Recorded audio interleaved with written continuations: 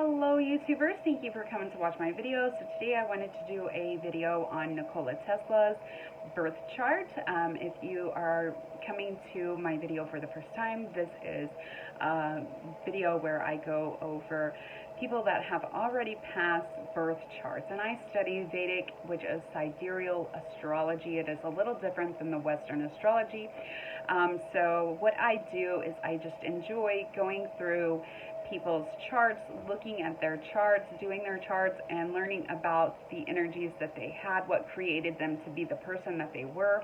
And definitely Nikola Tesla definitely strikes an interest in my mind. I love science. I love the thought of things becoming and people that have invented new things. But I wanted to go over his chart with you. So is what I did is, because we don't really know the direct time of his birth, a lot of people have used 12 o'clock a.m., but I used 12:03 p.m. This is creating the moon to be in his first house. In Vedic astrology, they do use the moon chart to do your readings. Now, the reason they do this is the moon is the way you feel and the way you think. And so as a person, this is the way you feel in life. This is the way you think as well, because we go by our actions. And so I have put his moon in his first house. So Nikola Tesla was born in Croatia, and he was born at I put 12:03 p.m., but he was born in July on the 10th in 1856. But we all know that he was an inventor. As most of you know about the Tesla cars today, they are all electricity, and that's why they are called the Tesla cars, because Nikola Tesla was really an inventor in electricity. He was far beyond his time. He had learnt and created all these things that we probably do not have any clue of, the things that we use today that really are Nikola Tesla's inventions. Now, there was a lot of theories about how at the end of his life he had tons of boxes that had all of his inventions, his creations, his notes, and tons of them had came up missing. And I know that we probably today use a lot of his knowledge that we have no clue about. But he was an inventor. He was an electric engineer. He was a mechanical engineer. He created the AC motor. He created the plasma light. He was just really into electricity. He was an inventor, but he had also had invented, I had got on Wikipedia the other day to Google, things that he has invented, and I looked on there, and it said that he had created teleporting. Now, regardless if that is true or not, we will never know until later on. Maybe, in 20 years we can teleport from one house to another or one state to another. That would be fabulous. But until then, we'll pretend that we have no clue that he invented it, because now I've got onto Wikipedia and I do not see that. I must have put too much energy into that, so they thought, well, we better take that off. Because he is way before his time, definitely, because he was born in 1856. Now, his mind was way before his time. And so let's get to his chart. Okay, so putting the moon in his first house would create him, I put 12:03 p.m. Okay, so in this setting, he has it would be Virgo rising. His moon was Virgo, so he had K2 at 28 degrees in Virgo, moon at 28 degrees in Virgo, and then Mars at 27 degrees in Virgo.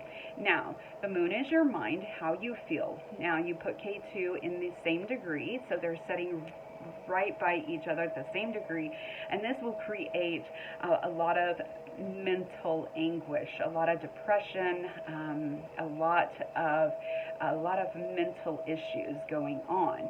Now, already his moon is in Virgo. This is creates OCD, overthinking, very analytical, very intelligent, a businessman, somebody that is really good at their hands, but very intelligent. Now, putting K2 with the moon creates very intuitive, very psychic abilities, okay?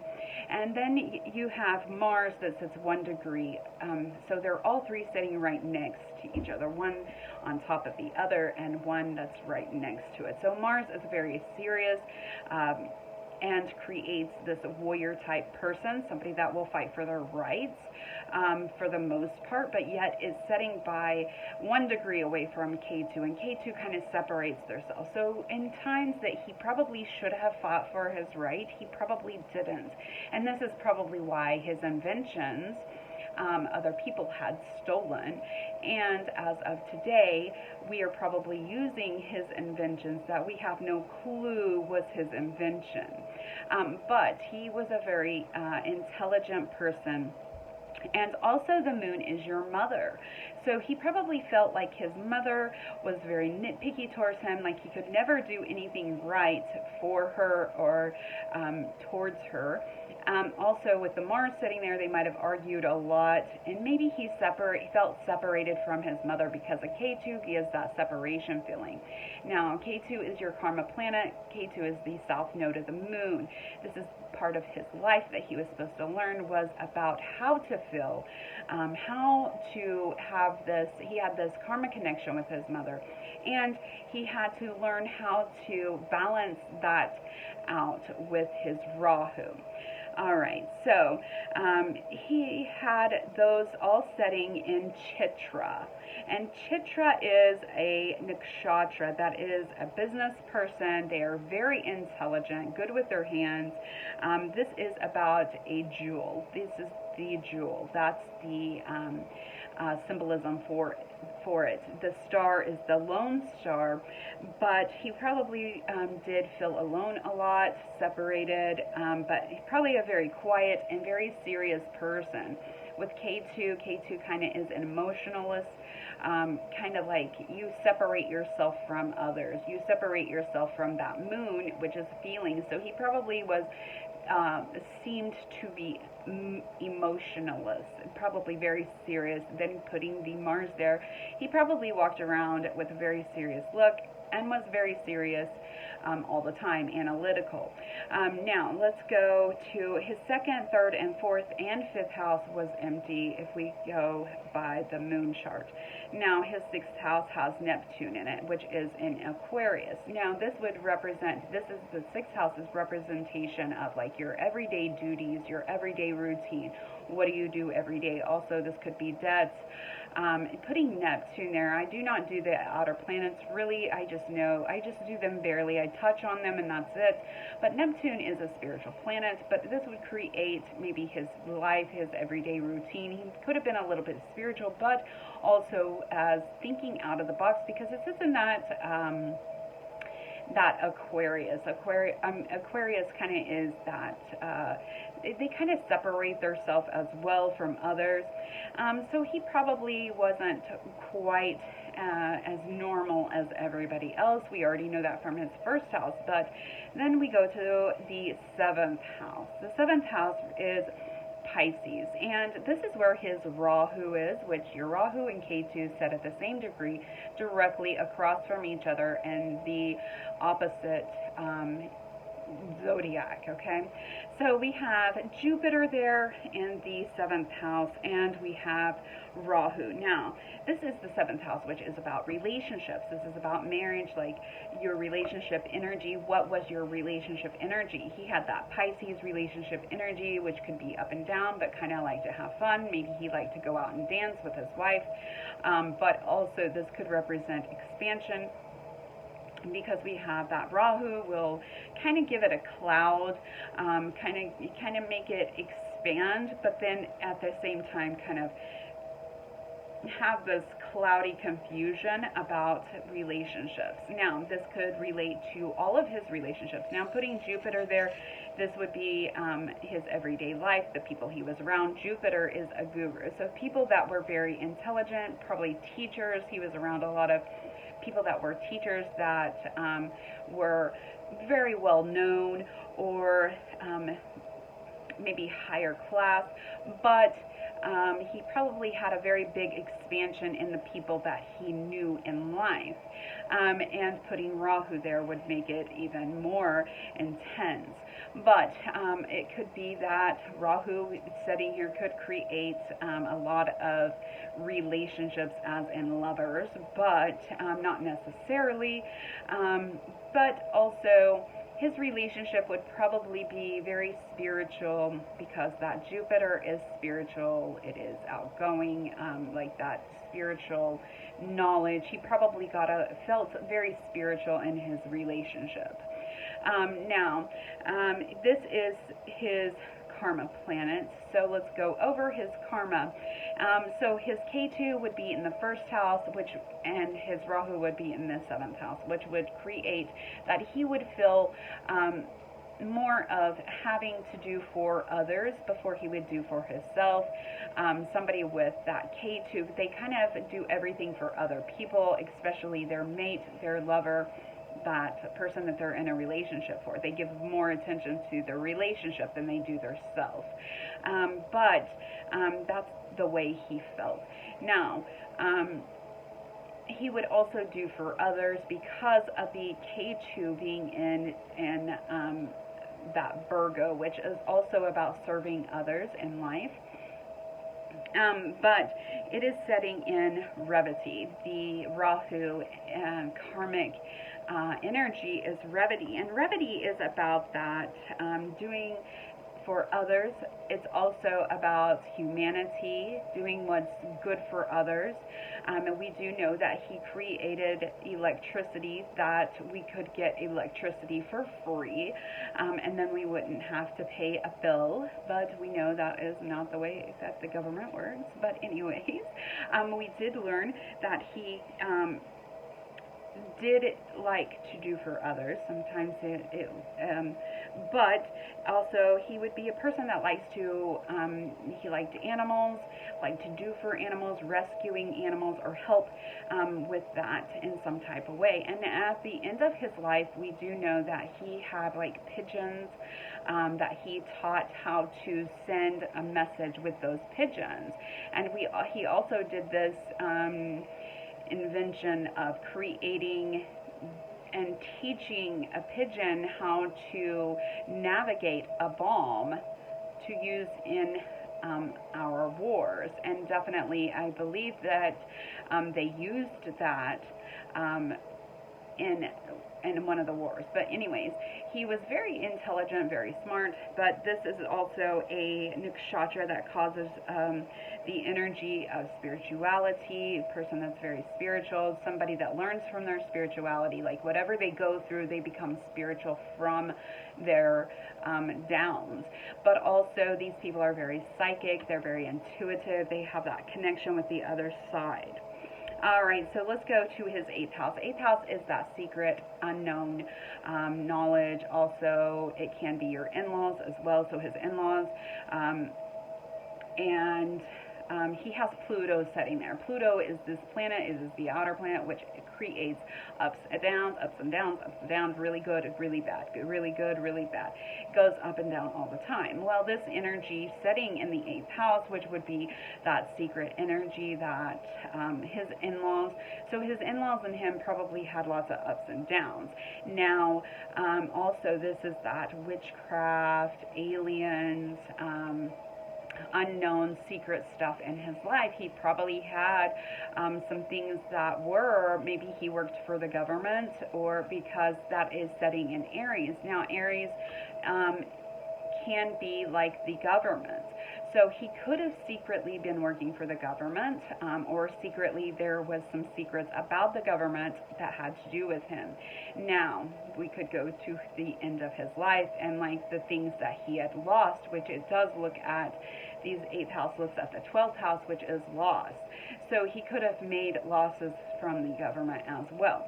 Now, putting Pluto there would create a lot of weird energy, which talking to aliens, and he did believe in aliens, that he communicated with aliens, ghost, astrology, witchcraft, all of that stuff was that house. So he probably did have a lot of energy of that occult type living, okay, beliefs. Now, if we go to his 9th house is about beliefs. It's that belief system that you have. What do you believe in? Now, 9th house would be Taurus. Taurus is ruled by Venus. Wherever Venus says, it's like you have this feeling of fulfillment, comfort, love, okay? Now, he has Uranus setting there. Uranus is about that, it is about electricity, which is very interesting because we know that he really believed in energy, that everything is energy, and electricity was definitely what he believed in, and how his thought was all about electric. Like all of his stuff, he was way before his time. Now, so that is what his belief system was, and he felt really comfortable with that. And when he had his hard times, he probably did go to that that energy of electric and energy, whatever. But that gave him comfort. Now, his 10th house, this is career. This is his midheaven, which is about learning a lesson in life. This is a lesson, but also the Sun, Mercury, Venus, and Saturn. So doing his career, that's where Venus said. So career would definitely give him a comfort as well. Doing work would give him that comfort. So staying busy working was that mind, helped him in his mental stage of mind, okay, to stay busy working. But he has Saturn there too, so it would be like a long time for his creations to be noticed. And we know that we did not learn really that much. I don't think I learned anything about Nikola Tesla in school, but now I have learned about him probably 10, 15 years ago. Probably 15 years ago, I don't know, but he was a very smart man. We know this now. Now, his knowledge did come out. This is setting in Gemini, by the way. So his Saturn sits there, so it would take him a long time to create that status in work, because Saturn is that restriction. It also is low energy. Now Venus sitting there, which I said created that comfort of working, and then he had Mercury there, which is about intelligence. It's about working with your hands. It is that communication. So definitely communication was part of, I feel like electric and communicating is part of electric. I just do, because it's kind of like energy, you know. Energy is communication. When we speak, it's a flow. It communicates. It's a moving feeling of energy.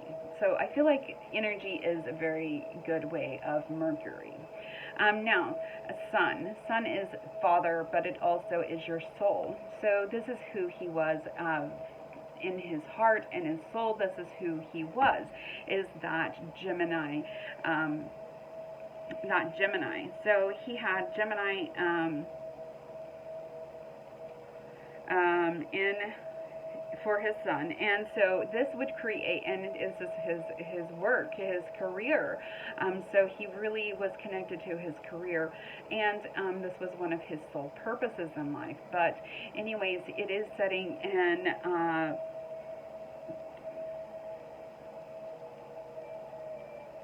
Punavasar. So Punavasu. Sorry, I totally butchered that. But anyways, it is sitting there in Gemini, but this is the nakshatra that is about, it's ruled by Jupiter, which is about intelligence. It's a teacher, it's a guru, so he could have taught a lot of people things, and obviously because they stole his ideas as well. But it is a person that is very quiet, they are very patient, they are very laid back, they're very spiritual and very intelligent. These people are very, they're philosophers. They live by their own ideas, and we know that he did live by his own ideas of the electricity. But they're philosophers. They're quickly to adapt to change in life. Whatever they come across, they can adapt to that quickly. Also, they grow from all the ups and downs in their life, and it makes them become spiritual. And also, it just gives them this intelligence as well. They're very intelligent. So that is his chart. He has nothing in the 11th or 12th house, but he felt that his son actually was his father, would be, he probably had good communication with his father, and he probably felt like his father was very maybe not abusive, but very stern, authorizing, which I'm sure he was. But he had a love for his father and probably good communication with his father for the most part. Maybe sometimes it was up and down, because that's that energy of Gemini, kind of one way or another. But anyways, his karma planets, they were that Virgo and Pisces, balancing out that fun, intellectual, between analytical and not worrying, and also that not being so serious. That Pisces, they like to have fun, they are imaginative, and then that Virgo is very serious and very analytical. So that was a lot of his karma in life, was to learn how to be a little bit more fun, balancing that out, getting that balance going. So this was Nikola Tesla's birth chart by sidereal astrology. And I really hope you enjoyed my video, and I hope to see you guys again. If you have any ideas of who you would like me to do next, please put it in the comments below. I really appreciate you watching. If there's anything that you know, any inventions that Nikola Tesla has created that maybe others don't know about, please leave it in the comments below and let me know. I would really love to know more about his inventions that other people do not know. All right, I hope to see you next time. Deuces.